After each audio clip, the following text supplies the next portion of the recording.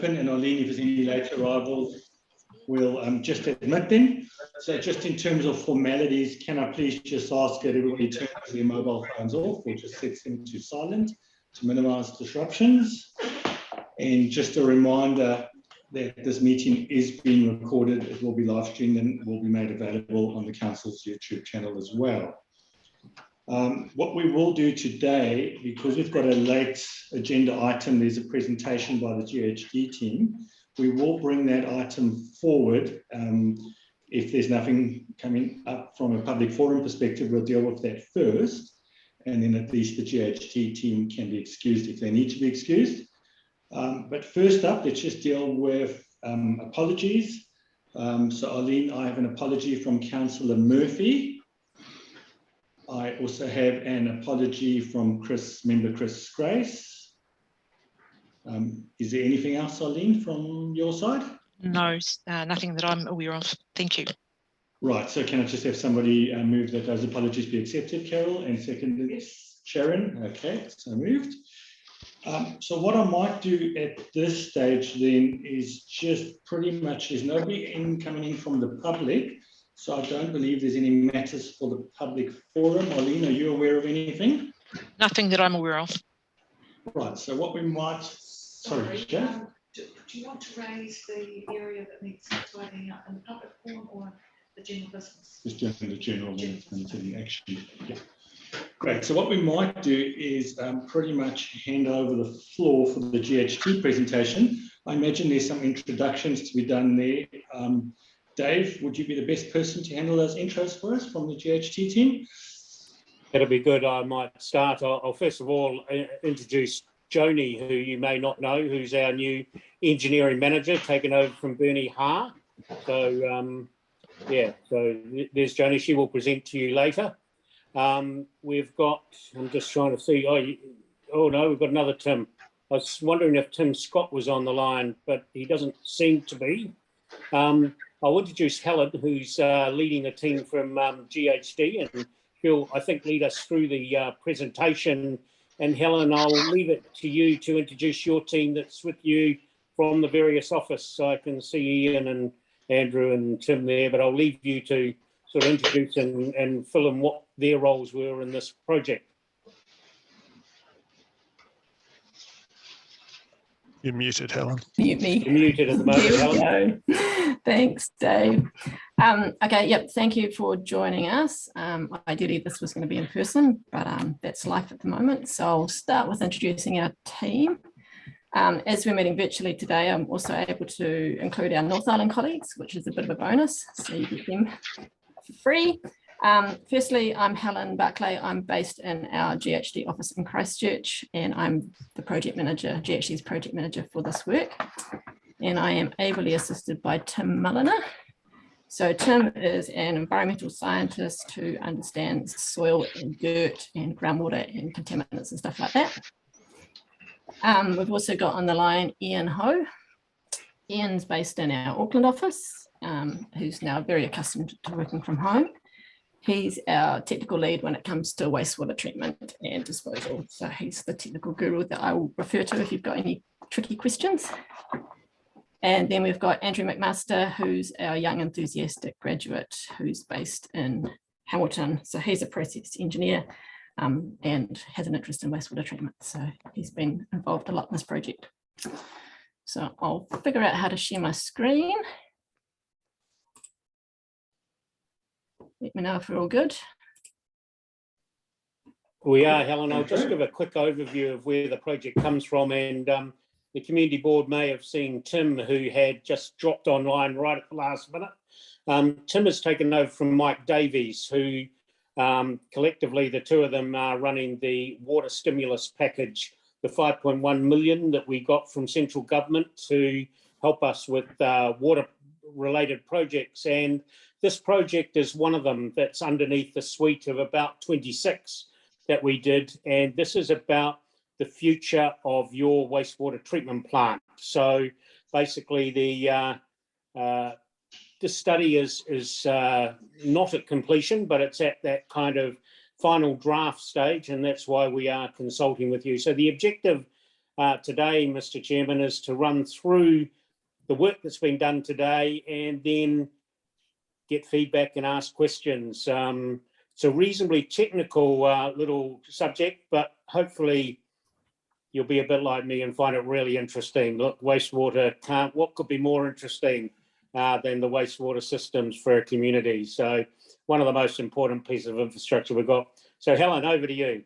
Cool, thank you. So yeah, there's a wee bit of an agenda up there on what we're going to run through this afternoon. As Dave said, just a bit of a summary of where we're at, but I also want this to be an opportunity for community feedback and input. So feel free to ask any questions at any time or use the chat function if that works. I'm not quite sure how it works here, and we'll answer them. So yeah. GHD's work to date on this project includes an assessment of options, some multi-criteria analysis, some field assessment, and the beginning of a concept costing. So I know that you're not all engineers, so I'll try and keep it meaningful to the non-engineers in the room and won't get too carried away with technical details. But as I said, if you have questions or want clarification, just ask. And as Dave mentioned, the purpose of GHD's work is to develop the likely long-term solution for the wastewater treatment and disposal in Tekapo.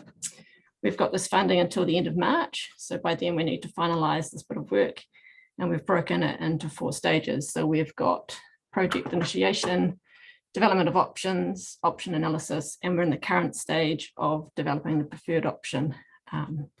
That's where we're at, and we'll just give you a summary this afternoon. So in terms of drivers for this project, from our discussions with MDC and our consultation with iwi through AEC, these are what we understand to be the key drivers and the reasons that we need to look at the wastewater treatment in Tekapo. So we've got some capacity constraints with the existing plant. There is not enough capacity to meet the future predicted flows based on population growth from MDC. We also need to consider some of the Arawhenua concerns about the risk of seismic failure. The current pond is sitting at the top of a rather large gravel bank, and it is on a known fault line. So if there was a seismic event, it does become a bit of an issue, and it's really not good to get wastewater into your river. And we need to consider the cultural impact of any work that we do in areas of cultural significance around the Tekapo area. We have to bear in mind that it's an area of natural significance, and so protecting the lake and the river is of importance. And there's also the social impact driving this as well, with development encroaching onto the last bit of that hill near the wastewater treatment plant, where it would be nice if you could build a house to not look over a treatment plant. And so that's another driver instigating some of this. And I've already mentioned there the seismic risk. So this is a bit of an overview of what we've got at the moment in terms of treatment in Tekapo. There's a series of oxidation ponds. And this is where the wastewater is treated in a low-tech way, naturally by bacteria and algae and sunlight, with a bit of aeration from wind and an aerator, where the bacteria eat up all the nutrients and treat the effluent. The algae and the bacteria in the ponds will die off and sink to the bottom and form a sludge, and that needs to be cleared out routinely. And then the effluent and the wastewater gets disposed into 2 evaporation fields. So the lower one is, can you see my mouse? Can you see that? So there's the lower irrigation area, which is used the majority of the time. And there's a newer irrigation area up on the hill where it's evaporated and disposed of that way, which works really well in summer, but it's a little bit tricky in winter with the climate in Tekapo. So those key issues that I've talked about are that the existing ponds have limited capacity, that the Tekapo population is forecast to more than double. So the wee graph that I'm showing has the MDC's average population growth between now and 2050, and the peak population growth, which is what we really need to design our treatment plant for. And those peaks get really big over the summer. There's high loading of the lower irrigation area in winter. And as I've mentioned, it's really hard to get it to evaporate when it's so cold. The risk of the seismic event and the potential for the town to expand up further towards the treatment plant. Helen, sorry, just one question on that previous slide. The population growth forecast, those numbers appear to be for the whole of the Mackenzie district and not just Tekapo. Yeah, there was a whole series of data that was provided to us that included bits. It's quite hard to pick out just the Tekapo part from that data, but it gives you an indication of the population growth expected as a trend rather than actual numbers. Sure.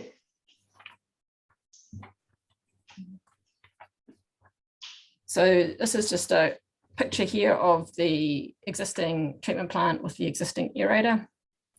And I'll run through this afternoon, the information review that we have done to date, a constraints analysis exercise that Tim will talk to you about.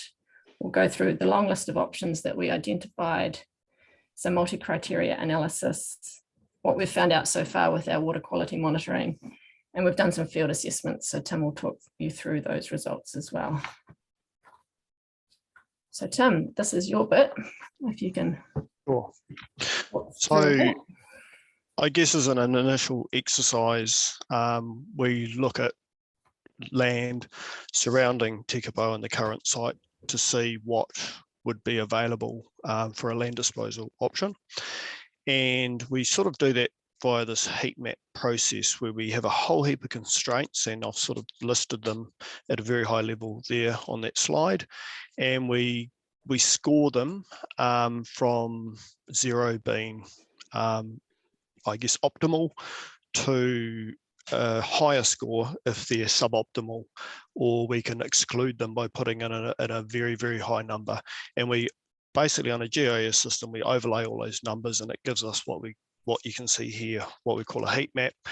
And it sort of very simply identifies areas that would be more beneficial compared to areas that are less beneficial for a land disposal option. So this is a post-treatment disposal.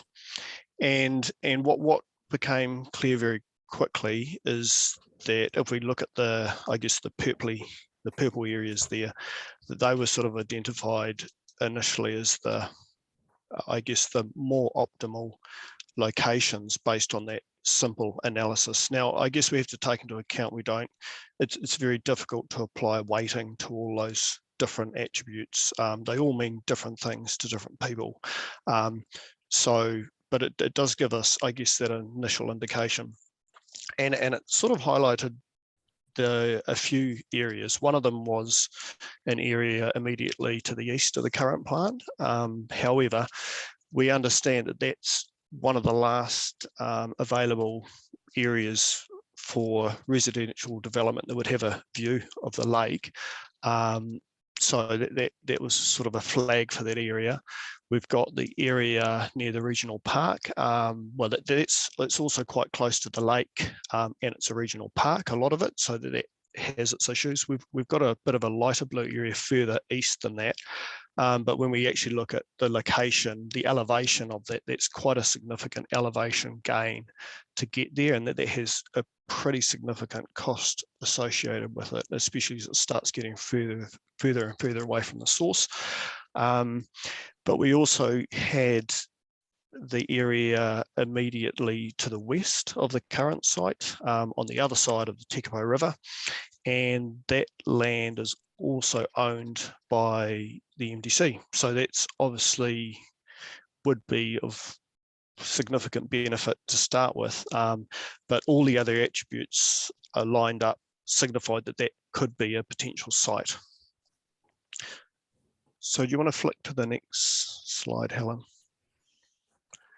So a couple of options if we were to remain at the existing site. The initial one is not really an option, but is there for comparison, and that's to stay with the status quo and to continue to operate the plant in its current setup. Obviously, this is not really possible or practical if any growth was to occur. Then there's the options of upgrading the existing treatment plant. So we could look at optimizing it by putting in upgrades such as screens, improving the filtration, adding aeration and things like that. And that top photo up there shows an example of an upgraded area aeration setup in Cambridge. Or the third alternative is to replace the ponds at this existing site with a new plant. And that could look something like this big reactor tank here. This is a membrane bioreactor that's in Te Aroha. So you could put something like that on that existing site. The upgraded plants or whatever would still produce wastewater, and the volume of wastewater will increase with the increased population growth, and so we still need somewhere to dispose of it. And as the population grows, that volume will increase, and that become a constraint as to how much wastewater you can actually dispose of onto that site currently. So then we looked at the options of moving to a new site where you could sort of start again and construct something at a different location. These were the sites that we looked at based on the mapping that Tim's talked to you about. So this green area is Tekapo Powerhouse Road on the other side of the river from the existing treatment plant. It scored very well in that GIS assessment because of its proximity to the community, and pumping wouldn't be a huge cost compared to some areas further away. So other areas further away, like for example, around the golf course, we could do some irrigation of wastewater through there, or maybe further afield out to the airfield site like that. Now, if we look at the area that we need, based on our 2050 population, we're looking at about 20 to 50 hectares of land. So it's quite a lot. But that area is very dependent on the soil type and how fast the wastewater can disappear, and very dependent on the population and field investigations. So that's something that we need to look at to be able to determine that further. So sorry, Mr. Chairman, I just asked Helen, what is the size of that area we've got there? Bear in mind that you may want up to 50 hectares. The green bit here is about 20. Okay, so it's a minimum amount of area, really. Yeah, it's very dependent on how fast the wastewater will disappear. And so until we know exactly that, it's quite hard to say if that's enough. It might be, but yeah. I suppose based on that, Graham, we could then, parts of future development, you may develop another disposal site purely. You wouldn't need to develop another treatment plant site, but that could be slightly physically removed from the treatment plant, and you would pump it to that disposal site. So that may be something we could also look at. It doesn't necessarily need to be contiguous. Yes, very correct. And that's something that we will look at. Yeah, it's probably worth noting that with the current site, with the land sort of on that side of the river is very limited. And so that was, I guess, one of the reasons behind us looking on the other side of the river, where we thought, well, there seems to be more available land, not just here, but further to the west, that would be applicable in the future. That brings me to this tricky wee diagram that Andrew's going to talk us through as a way to visualize some of these options and that staging approach that David just mentioned. So we've identified that the options in the previous slides aren't necessarily mutually exclusive, so they can be combined depending on variables such as population growth. So in this diagram, we're showing the interactions between each of the options. So I'll just explain it a bit. So the circles with the crosses in them are decision points. So that first one there with the cursor on it is when the existing plant capacity is reached. And then the triangles in black are plant upgrades. So as an example, the first one, if under high population growth situation, you'd quickly reach the capacity of the plant. So you'd need to make a decision on whether you want to either upgrade the existing plant or build a new plant on the site or move to the new area. Or alternatively, if population growth was small, then potentially you could keep using that existing process until 2040 when the consent runs out, and in which case the next decision point would be you know, either need to get a new plant on that site to reach the new consent conditions, or you'd need to go to the new site. So yeah, it's just showing the interactions between each of these options. Overall, options 4 to 7, so those were in the previous slides, the new site options. It would be unlikely that you'd be able to move to that site immediately. So say you recognize today that we need a new plant, be able to go to that until a few years because of preparation such as getting a new consent and purchasing the land. So that option, you'd likely need to do a plant upgrade in the short term to do that. Yeah, any questions on that? It's quite a big web of interaction, sorry. Andrew, what would happen if we were to go with the new plant on a new site? What happens to the old plant? So that site would need to be decommissioned. And So just returned to native growth or something? Yeah, so you'd need to desludge the pond at the moment, and then yeah, just return it to native, I guess. We would need to decontaminate it. I think we'd get a resource consent that would do that. But I think the underlying land is actually owned by the Crown, and we have it as a local purpose reserve. So how we maintain it at this point, we would be thinking we'd still have the solid waste facilities up there. And maybe you could convert where the old wastewater treatment plant was back into forestry or native planting or something like that. The problem is that it would be what we call a hail site. So it'd be, even though we'd clean it up, it would have a register of a contamination. So it would probably never be available for residential or anything like that. So it'd have to be a passive use area rather than a development use area. Okay, thank you. Thank you.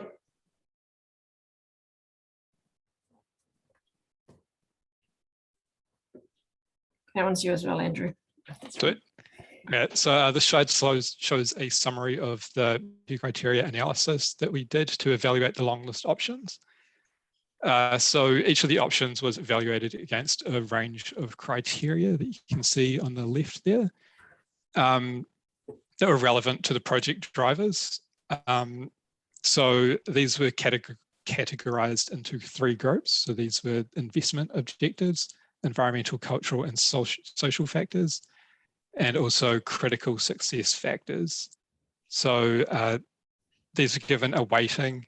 Each of these criteria were given a weighting based on their perceived importance, and then the options were scored from 0 to 5, depending on how well they satisfied that criteria. Overall,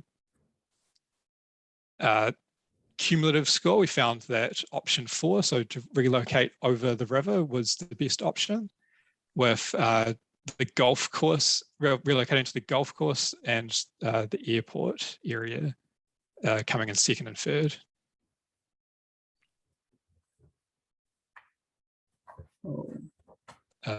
Yep. Yeah, so yeah, just to summarize the multi-criteria analysis, option 4 was in front, but only just. It's land that's already owned by NBC, which is a big plus, and the new treatment plant will be able to deliver a very high quality effluent compared to what we've got.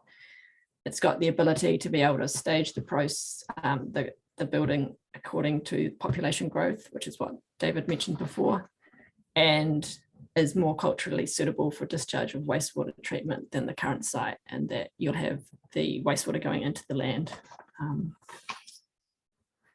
So, Mr. Chairman, sorry, I just again asked Helen, environmental on that side of it. The discharge is still on like a river plain. Wouldn't be quite the same as at the airport or at the Tekapo Park. So will there be issues around getting a consent to operate sewage in that area? I can probably I'll answer pass that. it on to Tim, and Tim will also talk about some of the field work that we've done in the next slide to look at the suitability of that site. So preempted that one.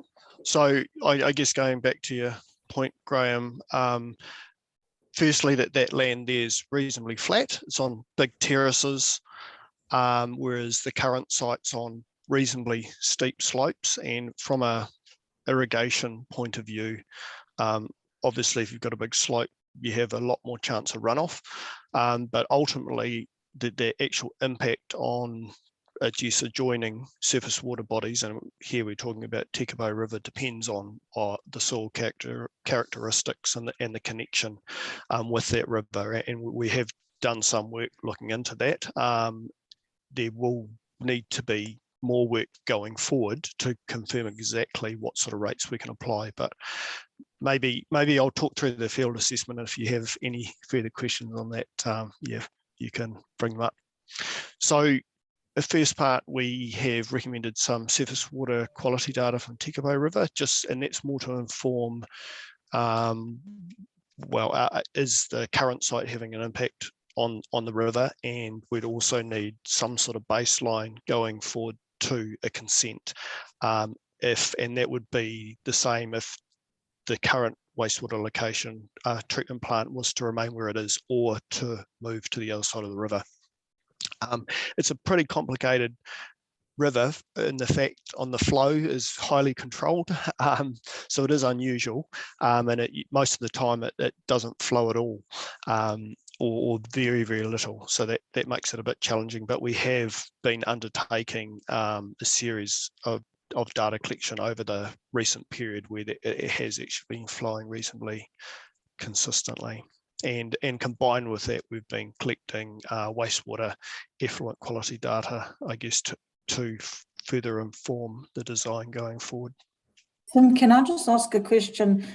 With the recent data that you've collected, bearing in mind that this has been, Tekapo has been largely impacted with COVID, how do you extrapolate that for, when we see tourism recovery? Well, that would come into, obviously the volume of wastewater being processed and discharged is very seasonal. So we would take that into account when we looked at that. Once we've processed that current data, and we can extrapolate that, I guess, based on what we've seen in the past and what we're projecting. So yeah, it's a very good point that this may not be quite the normal season.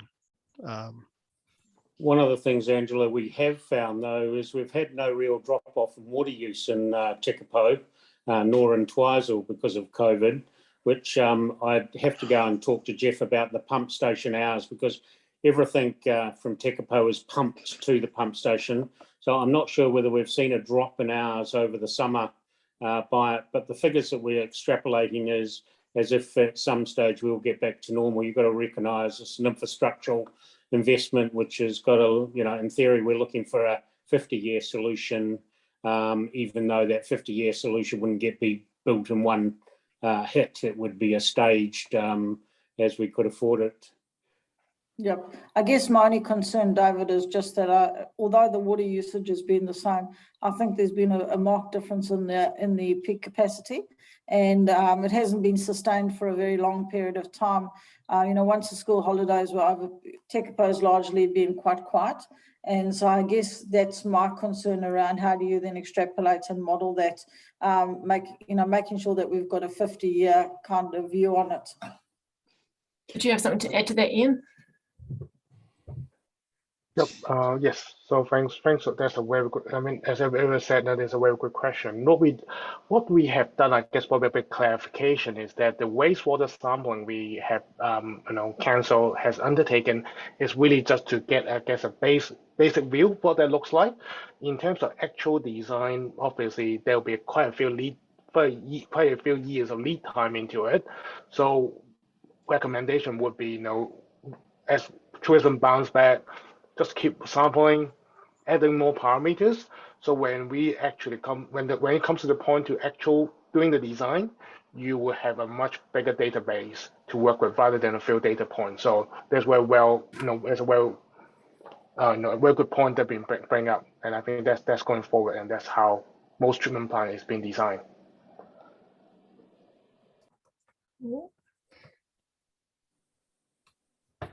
Right, this one's you as well, Tim. Right.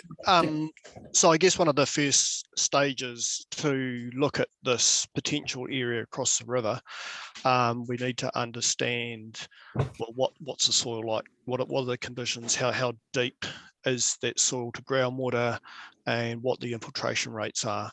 So we undertook a week of field work there in late December, and the aim really was to confirm what the geology of that land was, and to confirm infiltration rates, and from that we can estimate the area of land where required, how suitable it is, and what sort of rates of application we can apply per day. So what you can see there on the left is just one of the test pits. So using an excavator, we dug down to about 4 to 5 meters below the groundwater level, below the surface level, sorry, and we just log basically what those soil types are like. And you can kind of see there it's pretty cobbly, gravelly material, as is pretty common around Tekapo. One of the key findings we did find, and we know that this is a limitation in further north of the site and potentially to the current site as well on the east, is that you not far, 1 to 2 meters down, you hit this very fine glacial till layer, and that is potentially a limitation for infiltration. So basically, if you're irrigating, the water will go down, hit that layer, and travel horizontally, and that's not really optimal for a wastewater disposal area. So the findings from the bulk of this area suggested that layer is potentially not present in the south of the site, and that has implications, positive implications for utilising that area in the future. Can I ask a question in relation to that? Yes. But just to understand it, that layer of silt basically turns into concrete and doesn't allow any more seepage through it. In effect, yes. I mean, it's not quite. It does allow seepage to go through it, but at a very, very low rate, and that limits the volume you can apply on top of it. But it's a nice way to think of it. It just goes down, hits a very an impermeable layer as such, and then just travels sideways instead of continuing its journey down. So where there's not silt and it's very, very free draining, how long would it take for wastewater or anything contaminated to get down to groundwater level? I think it's a problem. Well, I guess that's it depends on a lot of things, and I guess we don't probably fully understand all of that yet. So ultimately, long term, we'd have to understand exactly where that groundwater level is there. I mean, I understand it's reasonably deep, and we'd also have to understand the connection for that groundwater with the Tekapo River, and based on that, we can design loadings and application rates that would limit any potential impact on both the groundwater and the surface water. Does that answer your question? As well as you can at this point, I'm sure. Yep. So what we've got here, I guess just to reiterate what I was saying before, so the ground conditions would generally, they overlaid the sandy gravels, cobbles and boulders, and it had actually a very high infiltration rate. However, in the northern area of that site, we did actually come across that quite well compacted and fine glacial till layer. And what I wanted to, I won't go into the detail on those graphs there, but we see, if we look at the blue line, it's probably a good one because one of the graphs doesn't have the orange line, but we see this rate, this constant rate, we end up at about 10 millimeters an hour, and that's a infiltration rate we calculated from tests we do on the specific layers on the site. If we kind of compare that to the other one, the smaller one there, it basically goes down to 0, and that's basically, so the soil above that layer is just getting fully saturated, and then it's going nowhere. So they're the sort of differences we're looking at, and we would, if we were to use that area for application, we'd absolutely be wanting to target areas like the one on the left, and that the two big terraces, the majority of that site does seem to be more represented by the left-hand graph, and so it does show quite a lot of promise for irrigation and actually being able to get rid of that water. And I might be going into too much detail here, but what you don't want to do is end up with soil that basically just saturates and doesn't drain, because then you'll get no more breakdown of, I guess, of the nitrogen you're putting onto that land, and you'll get surface flooding and overland flow as such. Graham, you have a hand up. Oh yeah, no, thanks, Tim. I just wonder, can we plant natives and do other forms of actually absorbing water? You can. I mean, there's loads of. There's a lot of different things we could do, basically. I mean, it's quite common to have pine forests and have slow drip irrigation around them. You could, if you can grow grass on it, you can harvest the grass as baleage and sell that. So I'm not just suggesting we just have bare land and we just irrigate it and it just looks like it is. I mean, obviously, if we're adding a lot of water to it and nutrients, we may be able to grow something on it that's beneficial as well. Yeah, that's what I think. So it also helps the absorbency. Yeah, well, they can help break down. I mean, and it can also help with a lot of that nutrient removal as well, if you're harvesting it. So absolutely, these are options that can be looked at.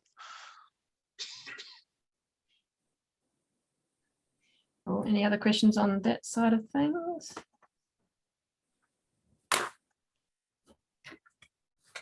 Did you want to just run through these 3 options from your point of view, Tim? Yep. Yeah, I can do that. So I know this was brought up a bit earlier, actually, that we don't necessarily need to, if we do go for this MDC owned land, and it's, if you look at 1 and 2, that's part of that area we're looking at there. We don't necessarily need to put the water treatment plant or the wastewater treatment plant on that land. And it's particularly if we're looking into the future where we may need double, triple that volume of land associated with population growth to actually get rid of this water. It may pay to put more of a centralized plant somewhere and then pipe it to the different irrigation fields. So the 1, 2, and 3 just, I guess, examples of where we could put the plant, and we've put locations 1 on there because that area up there in the field investigations didn't show as much promise. It had that till layer, so it wouldn't be quite as beneficial for irrigation than the lower terraces. Or if we're looking long term, that we'd need more land outside that area, then the location somewhere around 3 might be quite beneficial. Whereas you could irrigate down to the MDC land, and later on you could add on irrigation areas elsewhere, further to the north, to around the airport or the golf course area. And the other thing to think about too is that there is ideally a centralized septic disposal site as part of the wastewater treatment plant, so that trucks can come and dispose of septic, and you'll have truck movements associated with that. So keeping that away from residential areas would be beneficial.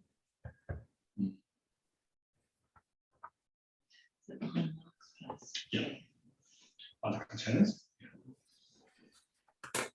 So what would a new treatment plant look like? Well, there's a couple of options here that are kind of sort of the initial thoughts on what we might be able to put in. The first is a sequencing batch reactor. This is where your tanks are filled. There's bugs that then digest the nutrients, and then it's emptied in a sort of sequential process. The example photo on the top is from Whirianga, and there's some benefits in that they can cope with those seasonal peaks that you guys get over Christmas and New Year's just by bringing additional tanks online. The other option is a MBR or a membrane bioreactor that uses a membrane to sort of physically separate out the effluent. These are also suitable for seasonal peaks and can be built in stages. Some benefits, pretty much they just look like a concrete box.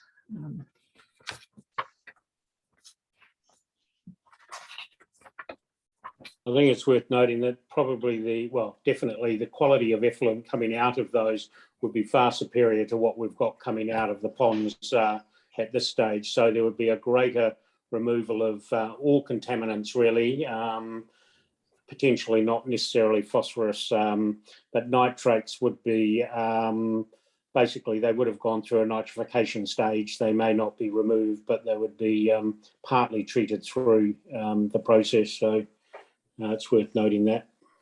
Yeah, it can get to the stage the effluent just looks like water. You wouldn't want to drink it, but yeah, it looks very clean. Ian, sorry. So yes, so just want to add on that. So one of the drivers for the like of Turangi, Whirianga, Paranui, Whangamata, they went to these processes almost 15 years ago. They had basically have a very high resource consent comes in, expecting to discharge a very high quality effluent, as David said, is very low in ammonia, nitrogen, and phosphorus. So these plants were designed to deliver that, which a pond system would really struggle to achieve that sort of quality. And also, obviously, they would have to deal with growth as well. So basically, what I want to say is these are proven and been done. And I guess as the project that progresses in future, you can look at alternative technology or newer technology that come into the market. So these are just two examples. Was it Carol? Did you have a question?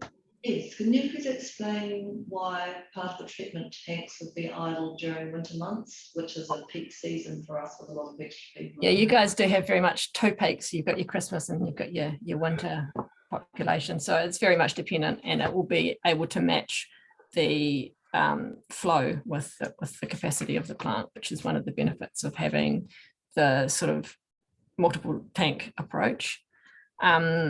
One other thing to add, though, is that because of that, there's additional operator input required compared to the current low-tech oxidation pond that you do have. So there will be more ongoing operation costs associated with them. So it's not related in any way to severe winter conditions? No. And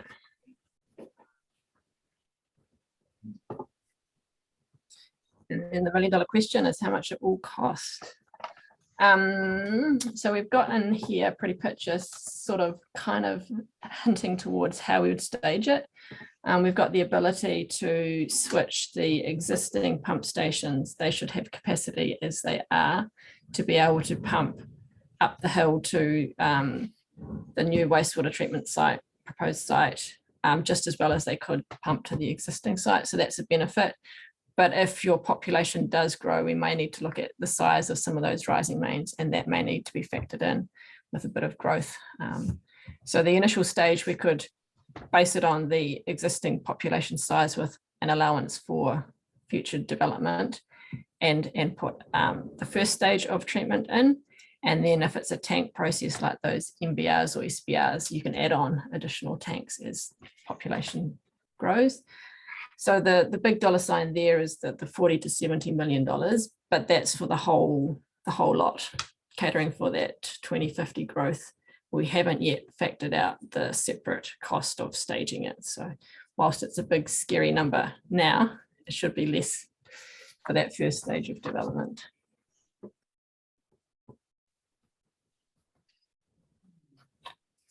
Couple of hands up. I can't see who's in your room, Steve, with questions.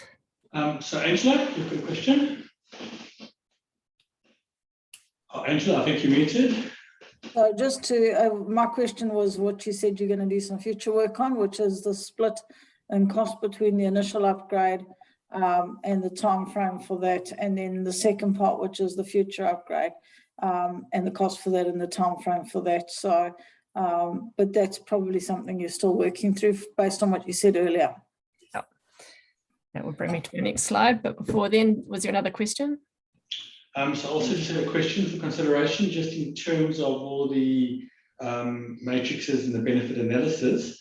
One of the key drivers to determine where we landed was the fact that it was MDC, an MDC site or MDC owned land, but it appears that stage 2 would be on land that's then not MDC owned, correct, being the golf course area?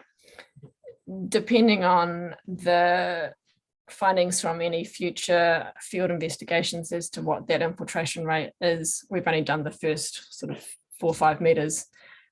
We may need more land than that 20 hectares available on that MDC owned land. Yes.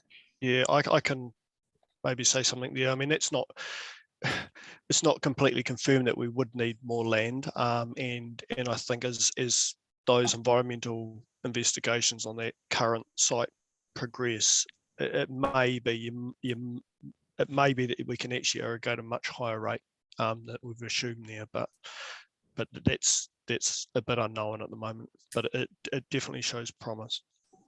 Thank you, Tim. Just quickly, in the annual plan, I think we've got allocated something like 17 or 18 million at this stage, about 3 years out. But I think, again, we've got to look at the timetable, and I'm not sure, Helen, whether you'll talk about that, but why we've socialised this concept with iwi, and they seem to be reasonably happy with what we're proposing. Obviously, the resource consent could be a reasonably long process by the time we get all the information together, and we don't know what other interested parties may be wanting to partake in the process. So gives you a bit of an idea of where. Yeah, no, that's very much where we're at. We've take on board any feedback that we get today, and we also need to take on board feedback from other stakeholders and any input that they may have. Sarah, do you have a question as well? Yeah, I have a question just with regards to the site. It was decided the site towards Lake George Scott was decided on with the current public access, which is the road that goes all the way down to the lake. Would that be restricted for the public? Because that currently is the primary access road for the kayaking course. I don't think it would need to be restricted. Obviously, you'd have to fence off any areas that you were wanting to put your treatment plant and disposal in, but access down that road wouldn't need to be restricted at that point. Right. I think if you have a look at the ponds, even in Queenstown, there's roads right beside them.